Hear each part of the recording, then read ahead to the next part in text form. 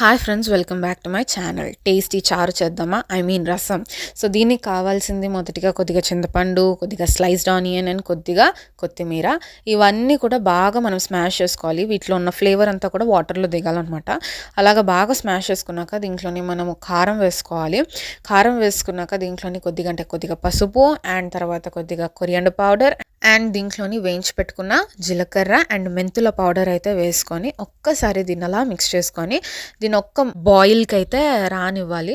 అది బాయిల్ అయిపోయాక పక్కన పెట్టేసుకోవాలి. అసలైన సీక్రెట్ పోపులో ఉంది, మిస్ అవ్వకండి.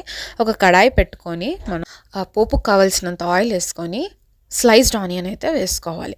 ఈ స్లైస్డ్ ఆనియన్ గోల్డెన్ బ్రౌన్ వచ్చేదాకా వేసుకోవాలి. ఈ స్లైస్డ్ ఆనియన్తో పాటు ఒక మిరపకాయ, అలానే కొద్దిగా ఆవాలు, జీలకర్ర అండ్ ఒక్క వెల్లుల్లిపాయ వేసుకోవాలి.